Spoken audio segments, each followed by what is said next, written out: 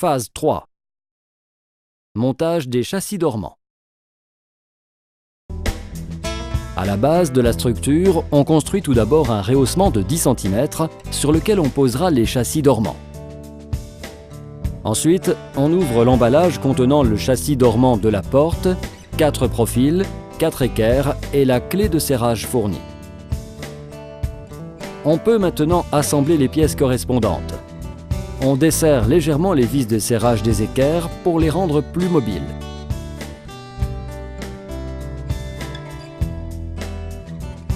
Ensuite, on introduit les ailes des équerres à l'intérieur des profils comme le fait l'opérateur.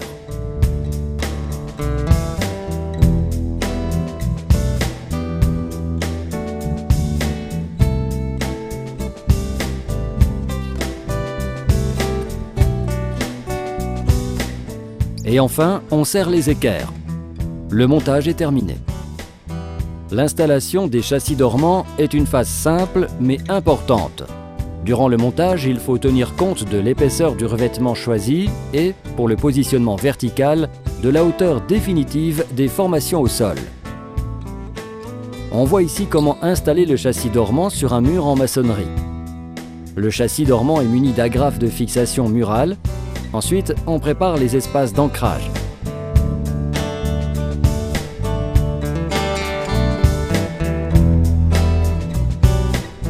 Une fois monté, le bord du châssis dormant devra se trouver au ras de la finition externe, c'est-à-dire à 1 cm dans notre cas. Sur le châssis dormant, on aperçoit les flèches qui doivent toujours être tournées vers l'extérieur. Il dispose également de trous protégés par un autocollant qu'il ne faut pas enlever. Il s'agit des trous d'ancrage de la porte qui doivent rester intacts et propres.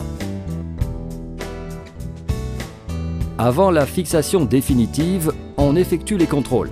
Puis, on fixe définitivement les agrafes. Ici, on aperçoit le montage du châssis dormant sur un mur en placoplâtre. On élimine tout d'abord les agrafes et on positionne le châssis dormant sur les montants. Après l'avoir positionné à une hauteur de 10 cm du sol, on ancre le châssis dormant au montant.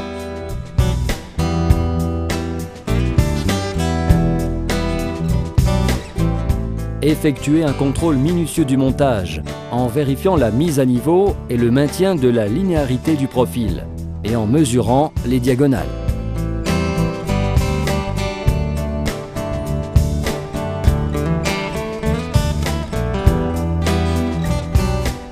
L'opérateur indique maintenant les flèches tournées vers l'extérieur et le trou d'arrivée de la conduite de la vapeur et de la gaine en provenance du vaporisateur. Bien qu'une petite tolérance soit possible, il est important que le bord du châssis dormant se trouve au ras de la finition externe, c'est-à-dire du mur peint. Si en revanche on choisit un revêtement, le panneau de placoplâtre devra être monté plus vers l'intérieur et le revêtement au ras du bord. Ensuite, on procède au montage définitif du châssis dormant de la porte vitrée, suivant la même procédure.